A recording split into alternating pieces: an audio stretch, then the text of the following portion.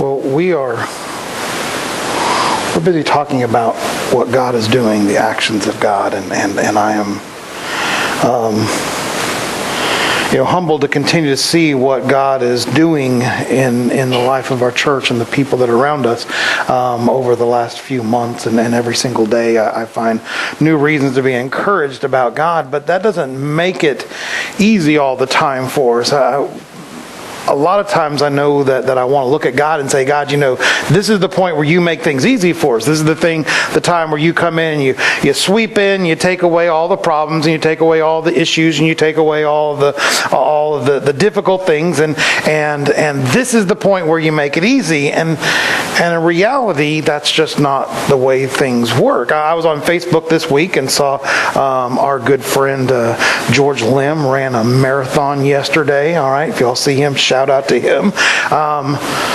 That's not easy. I think about when he, first started doing all this running club stuff and getting ready, and then talked about how he's going to be training for it and all the things. And I was like, man, I would love to be able to do that one day, run a marathon. I'm like, man, that's a lot of work. If I could prep for it in a weekend and be ready to go, I'm all in for it. But it's years of preparation and years of training to get ready to do something like that. And then when the day comes, there's still a challenge associated with it. There's still work that goes into it. I mean, he did the thing that he wanted to do, but I guarantee you yesterday he was tired, and today he might not have as much pep in his step when he's preaching because he might be a little worn out. There's a lot that goes into it. It takes a lot out of you to do that. There are challenges that are out there, and just because it's a challenge out there, one, doesn't mean we shouldn't attempt to tackle it, and two, doesn't mean it's something that's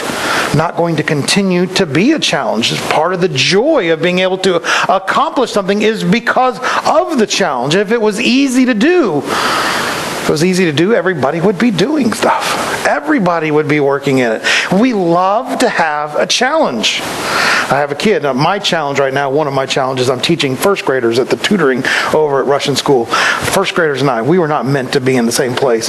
God bless elementary teachers. I was not built to be an elementary teacher. And I had a kid that kept telling me every single day, I don't get it, I don't get it, I don't get it. And I have teenagers that do that, but I know how to handle a teenager that says they don't get it. I don't know how to handle a first grader because I can't sit them down and start explaining it to them because they're just, I don't get it, I don't get it. And so my principal said, this is what you need to do.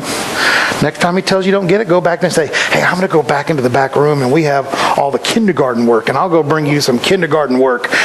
And I guarantee you he'll stop saying I can't do it, because no first grader wants to be going back and doing kindergarten work.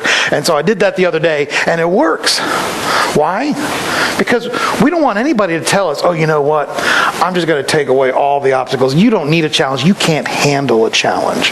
You can't handle first grade work, so I'm just going to give you kindergarten work. You see, there's a value in the challenge. Yeah, it's hard. Yeah, it's difficult. No, we don't like it all the time.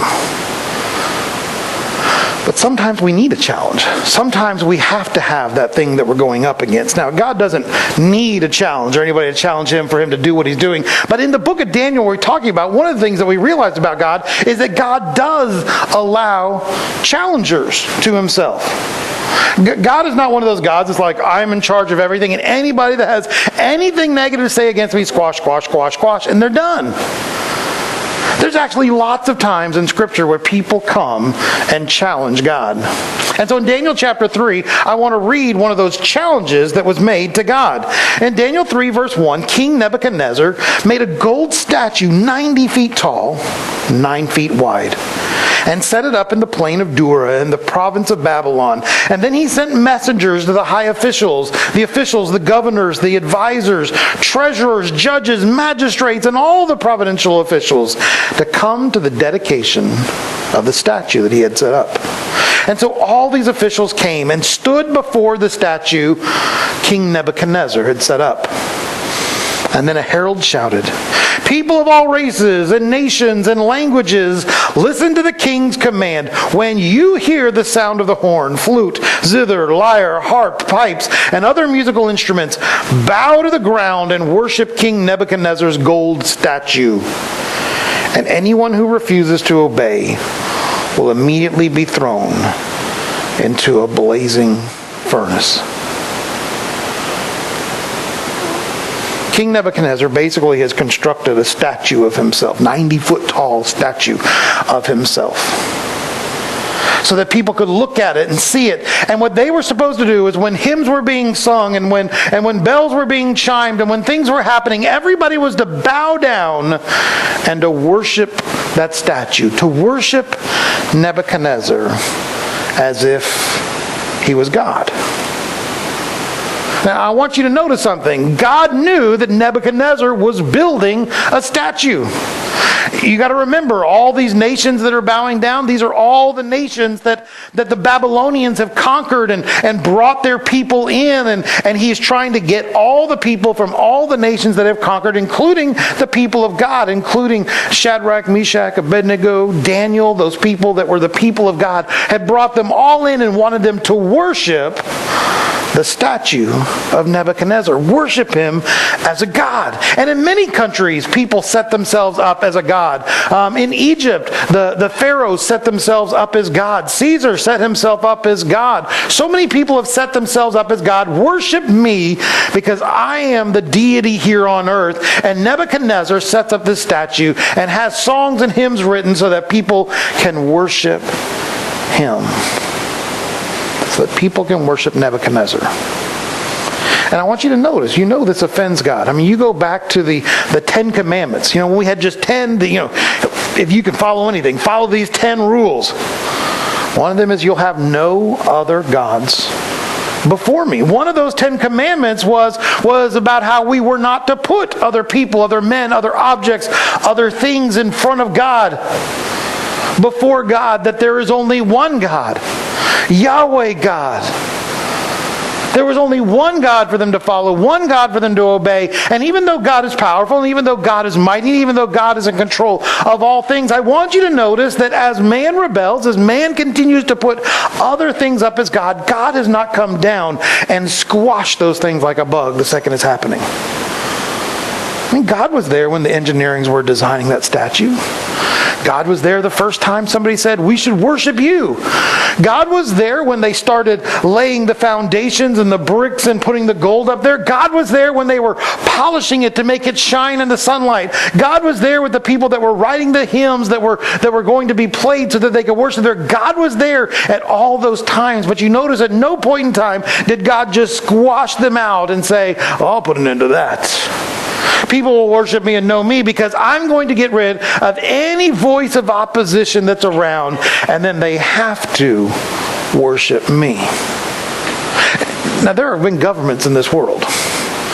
Kingdoms, rulers, empires, tyrannies, whatever, that's their plan. Their plan is if we squash out all opposition, there'll be nobody else for them to look to except for us, and then we will be in charge of the government. Think about any totalitarian regime you've ever imagined. There's some that are still around today where if you speak a word of dissent, you're squashed out. If you say one thing wrong, you're done with. I mean, we have lots of places in this world today and throughout history that are evidence of people believe that in order to have supreme power, you must be the only thing that exists. You must be the only voice people hear. You must get rid of anything that opposes you. And I want you to know that's not power.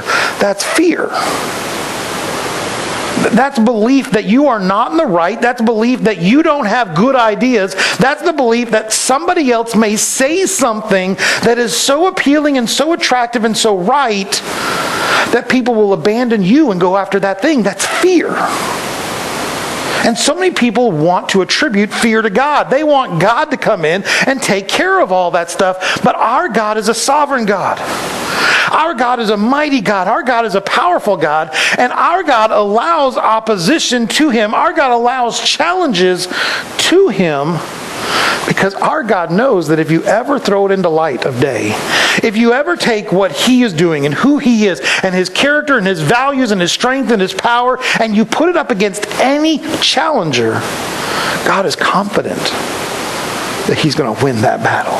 God's confident that he's going to win that challenge. And so a powerful God, a mighty God, doesn't have to snuff out opposition. A mighty God wants opposition to come up against him so that it might smash against him like waves against a rock.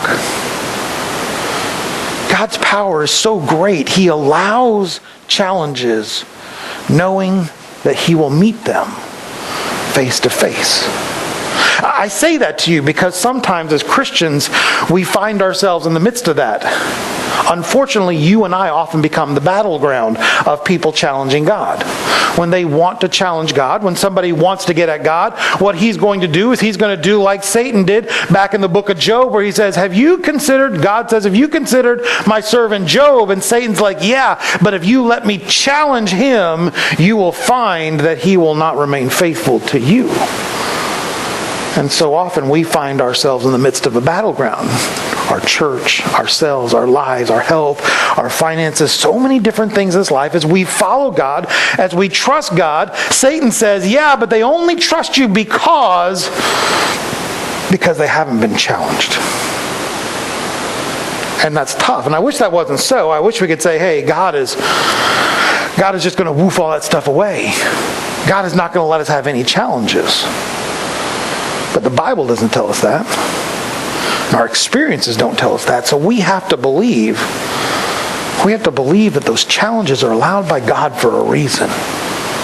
Here's the problem, though. The people that challenge God, have you ever noticed how confident the people that challenge God are? God's challengers are confident. They believe that they will defeat God with whatever it is they're doing.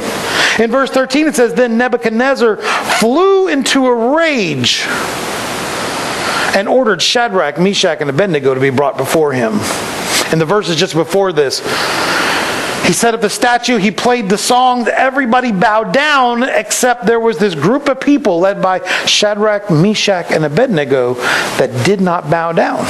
And they were leaders. They were leaders of one of the provinces in Babylon. And so they were drugged before Nebuchadnezzar, and Nebuchadnezzar was furious with them. And when they were brought in, Nebuchadnezzar said to them, is it true, Shadrach, Meshach, and Abednego, that you refuse to serve my gods or to worship the gold statue I have set up? I will give you one more chance to bow down and worship the statue that I have made when you hear the sound of the musical instrument. But if you refuse, you will be thrown immediately into the blazing furnace. And then what God will be able to rescue you from my power. That's a little bit hubris, isn't it? What God can rescue you from my power. Because the people that challenge God are confident in their ability to succeed over God, to have victory over God. I mean, think about the brashest of all things that ever happened. When we look into scriptures and we talk about the enemy, we talk about how Satan, the devil, is prowling around like a roaring lion, seeking whom he can devour. How Satan is trying to attack you and get you. You know how he got where he was. He was created by God, Satan, and all of his demons with him as angels in heaven. And for some reason, Satan and a group of the angels that were with him got together and they said, we could be in charge of this thing. We could rule.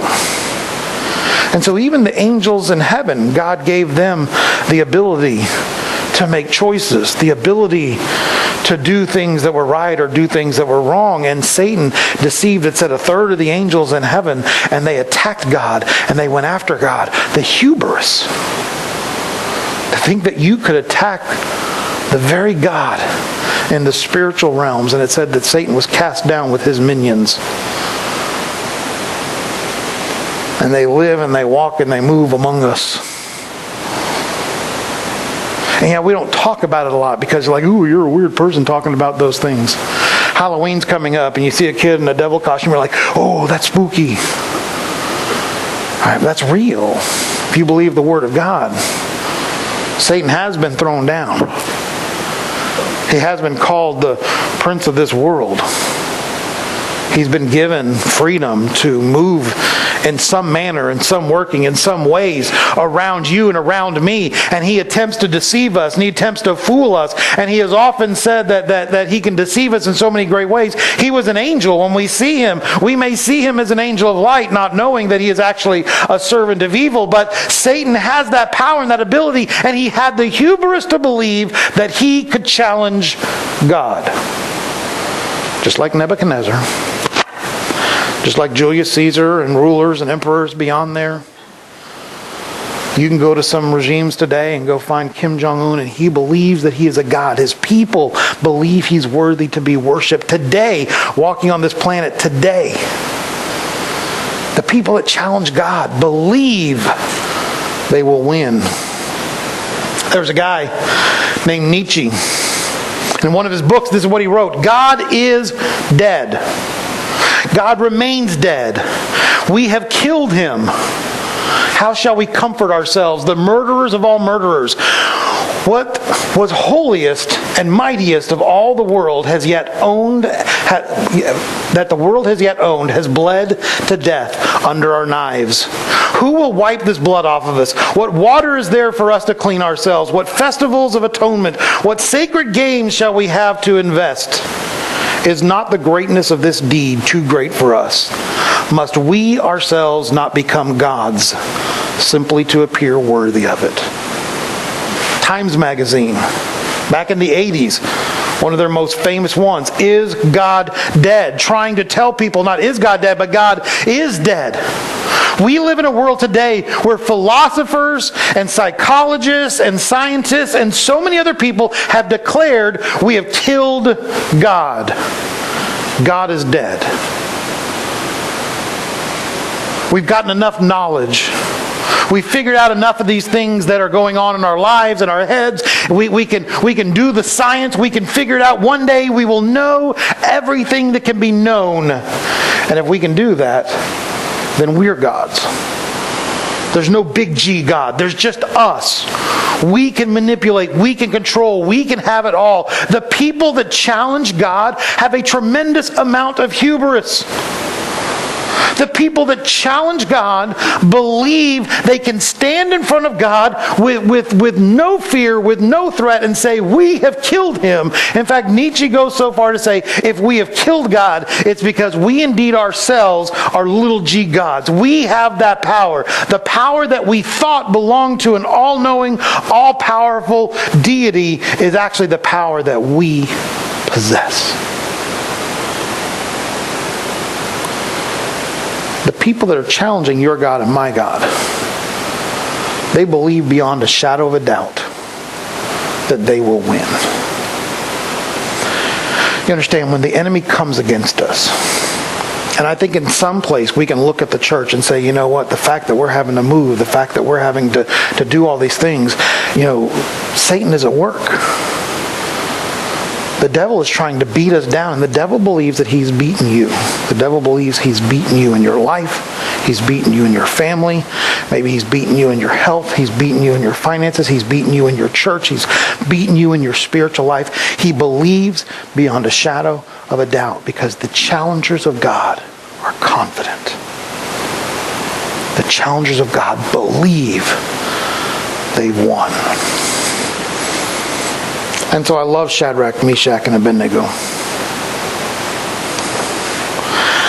Shadrach, Meshach, and Abednego replied, O Nebuchadnezzar, we do not need to defend ourselves before you. If we are thrown into the blazing furnace, the God whom we serve is able to save us. He will rescue us from your power, your majesty. And I wish there was a period there and then we just stopped. But then they said, but even if he doesn't, we want to make it clear to you, your majesty, that we will never serve your gods or worship the gold statue you have set up. Shadrach, Meshach, and Abednego stood before Nebuchadnezzar. They were brought before the most powerful king of their time. They were surrounded by thousands of people that were worshiping this golden statue. And he said, I'm going to play the songs of worship just for the three of you. And you will bow down before the statue and worship it before me. And they said, we don't care. throw us to the furnace. Because I believe my God is better. I believe my God is bigger. I believe my God is stronger. And then they said, even if God doesn't save us, even if God doesn't redeem us, I know my God is right. I know my God is worthy to be worshiped. And we will never worship your statue. You see, God's children are confident in God's plan. Just like the enemies of God are confident that they will overcome, we have to be just as confident in our God that our God will not fail. We have to be just as confident that if these things are happening around us, if these things are happening in our lives, if these things are happening to Shadrach, Meshach, and Abednego, we have to be just as confident that our God, who is all-powerful, our God, who is all-knowing, our God has a plan. And we have to be confident in our God. The problem is too many Christians get so weak-limbed and limp-willed and stuff, and we're like, I don't know, I can't handle it. Look how confident they are that God is dead. Look how confident they are that we're wrong. Look how confident they are that what we believe is silly. And there's so many Christians, churches, pastors, well, maybe they're right. Maybe they're right. And we give up. We say, yeah, maybe they got a point. Maybe what they're saying is stronger than my God. Maybe it is more powerful. Shadrach and Meshach and Abednego, they said, no, we have to be confident. And so we have another faith check. Are you confident in God and trust His plan for CenterPoint? Are you confident in God? Do you believe that God has a plan? Do you believe that God has something for us? Last week, the faith check was asking, do you believe God's plan for us is that we are going to implode or that we're going to impact the world, impact our community? If you believe God's plan is that we're going to impact, do you trust that God's going to make that happen? Shadrach, Meshach, and Abednego were staying there in front of the king, in front of Nebuchadnezzar, and they said, whatever, I see the furnace.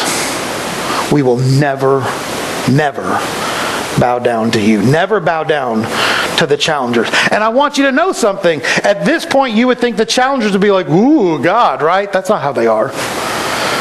The challengers aren't scared. They're not worried. Remember, they're overconfident. In fact, they're so overconfident that they're the sort of people that are like, we're going to beat you down so bad that the next church that comes into Weathersfield is going to think, I don't want to do that. Look what they did to that last church. And the next church is going to say, well, you know, there was a church that tried, but then they got knocked down, and then nobody's tried since then. That's what Satan likes to do. Satan doesn't want to challenge God in your life. Hey, I'm going to give you a little challenge. I'm going to give you a little challenge. Satan wants to overkill in your life. He wants to beat you so bad that you're like, ooh, I'm not even playing in the same league. I'm not even playing in the same league with these people. I am so overmatched. I'm so outclassed by this challenger, by this enemy, that I would never try this thing again. That's what Satan likes to do. That's what the enemy likes to do. Look at Nebuchadnezzar. Nebuchadnezzar was so furious with Shadrach, Meshach, and Abednego that his face became distorted with rage. He commanded that the furnace be heated 7 times hotter than usual.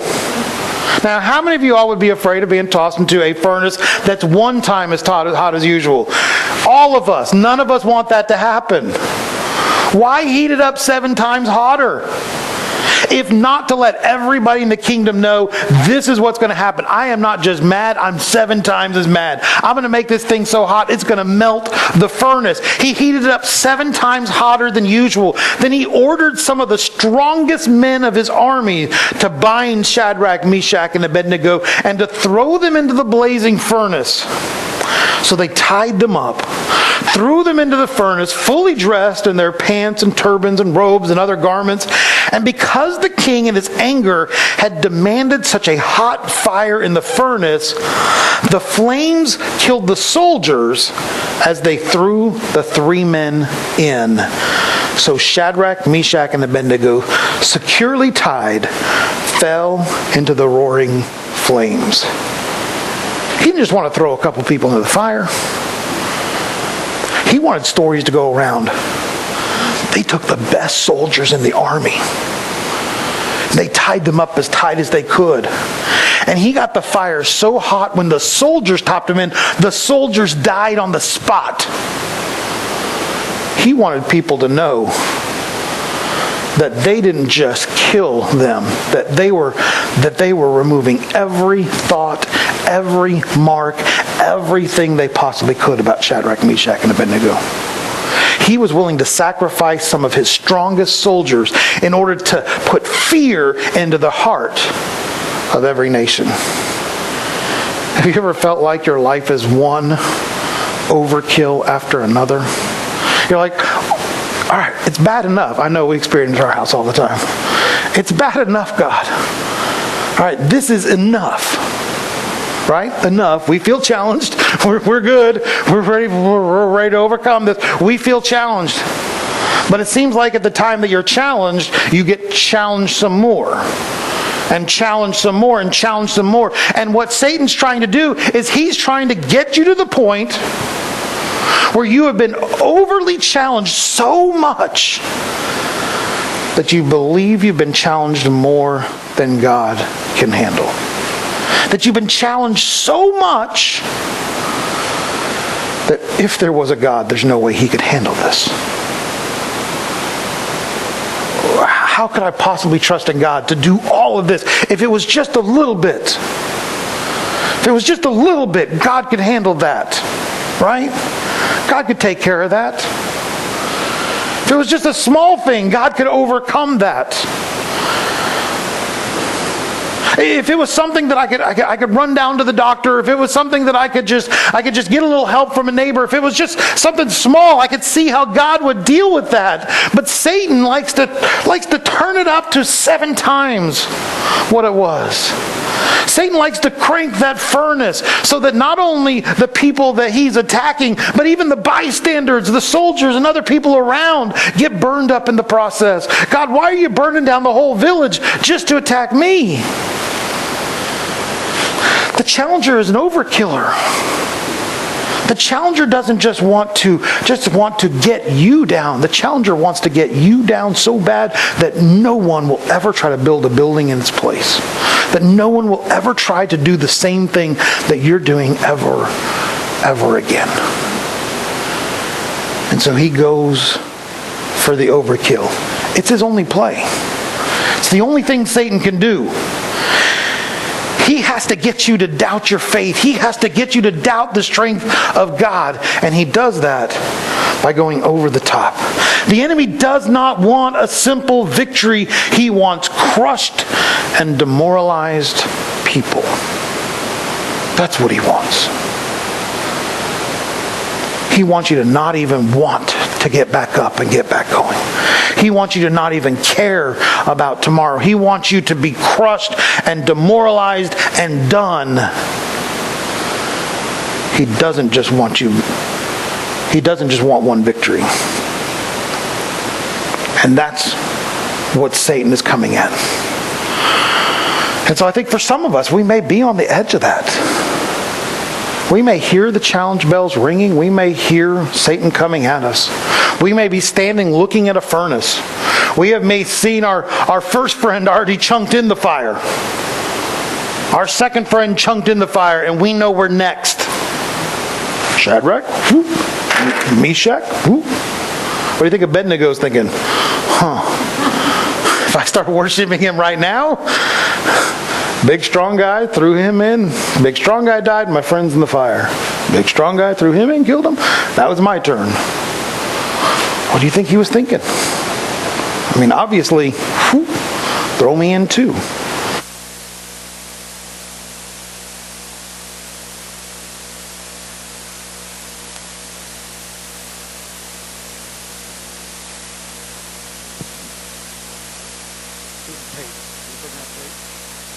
Hey, Tate, you're not here, but I'm stealing your mic.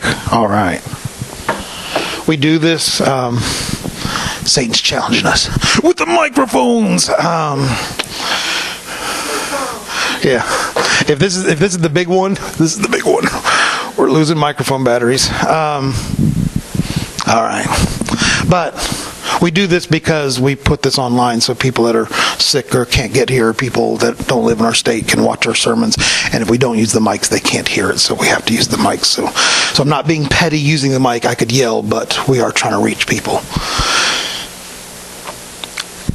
Satan is trying to get us. And in your life, maybe you're that person on the precipice. That's where we were. Maybe you're on the precipice. Maybe you're in the midst of the challenge.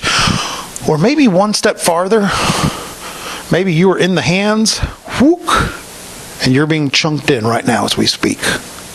You can feel the flames. It's not a nice natural gas burning stove, it's a wood burning stove, so you feel the smoke.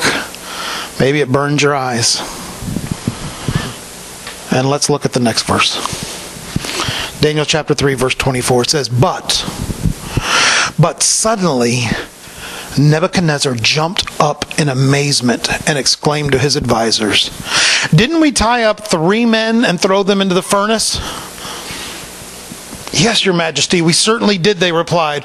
Look, Nebuchadnezzar shouted, I see 4 men unbound walking around in the fire unharmed, and the 4th looks like a god. Then Nebuchadnezzar came as close as he could to the door of the flaming furnace and shouted, Shadrach, Meshach, Abednego, servants of the Most High God, come out, come here. And so Shadrach, Meshach, and Abednego stepped out of the fire. Then the high officers and officials of the governors and advisors crowded around and saw that the fire had not touched them, not a hair on their head was singed, and their clothing was not scorched. They didn't even smell of smoke. Then Nebuchadnezzar said, Praise to the God of Shadrach, Meshach, and Abednego.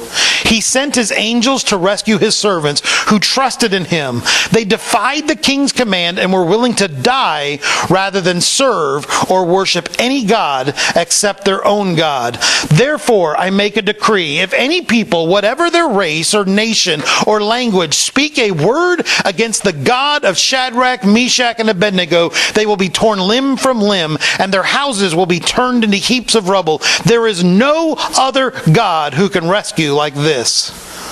Then the king promoted Shadrach, Meshach, and Abednego to even higher positions in the province of Babylon. I want you to know God is glorified in the challenge. Challengers are confident. Challengers come at God all the time and say, I believe I can kill God. They believe it. Challengers look at you and say, I see a chink in God's armor because I can get you. And then they give you everything he has. With an overkill like you can't believe, Satan comes at you, the enemy comes at you. And if we have faith like Shadrach, Meshach, and Abednego, my God can save. He may choose not to. This may be the time. This may be the time that I'm taken. This may be the time that I am overwhelmed. But I know it's because God has a plan. I know it's because God has something that he is doing. And I believe in God. Whether he keeps me here or whether he takes me home, I believe God has a plan. And so Satan, you can bring your challenges at me all you want to, but I believe in God because I know that no challenger ever wins against God. Not Satan years and years ago when he rebelled against God in glory. Not Nietzsche when he said that God was dead and he would say it over and again. Not Times Magazine when they wanted the United States of America to believe that God is no longer moving or active in our country. Not anyone that's coming against you, not anyone that's coming against our church, not any demon, not any principality, not any authority, not any ruler is going to win a challenge against God. And that's what you and I have been called to be a part of. Yes, we're getting ready to be thrown into a furnace in some of our lives. Yes, some of you are going through hard times. Yes, there are struggles out there because God is not afraid of a challenge. God just wants us to believe in Him with all of our hearts. God wants us to trust in Him. God wants us to put our faith in Him. And when we put our faith in Him, God delivers. God can save. God has a plan for you. God has a plan for me. Is it a promise? Is it a guarantee that things will work out like you want them to work out? No. No, it's not. There are faithful people throughout history that have been martyrs, that have had to give up their life for their God. There are people that have struggled their entire lives. There are missionaries that have had nothing to live on and live out in the worst conditions possible just so they can reach somebody. And God says, that's okay. I know it's a challenge for you, but you're reaching somebody and you're meeting somebody. You're changing a life. My challenge for you is don't let the challenges that are in your life today stop you and prevent you from doing what God wants to have done in your life. You can reach out to somebody. You can change a life. You can make an impact in somebody in your community. If you're going through a challenge, if Satan's trying to beat you down and all you're going to get out of it is a hard day's work, all you're going to get out of it is sore feet, and all you're going to get out of it is a rough time and a fight with your spouse or whatever, if that's all you're getting at it and you're not willing to step up and say, I believe in God, what is God calling me to do? Then you go through that entire challenge just to be defeated, and that's not the God you serve. If you believe God and have faith in God, go through that challenge so that you might see the victory and the glory that God has on the other side of it. Don't stop short of seeing the glory of God. Don't allow Satan to beat you down so much right now that in the next day and the next day and the next day you miss the victory that God has planned in your life, in the life of your family, in the life of those that are around you, in the life of CenterPoint Community Church. God has a plan. Satan's trying to drag us down. That's okay. Read through scriptures. Every time Satan tries to drag God's people down, God has a plan to get glory. And how great is that to know that God is using you and me to help Him get glory in Wethersfield. That's what we're here for. By the grace of God, we are a part of this great plan. And I don't know if we're going to come out of the furnace like Shadrach, Meshach, and Abednego, dressed perfectly, no bondages on our hands anymore, not even smelling like smoke. But I know He has a plan, and when God gets glory, whatever condition we look like on the other end of it will be glorious for us. Because we'll see that God indeed is victorious, and God indeed has a plan. Y'all pray with me.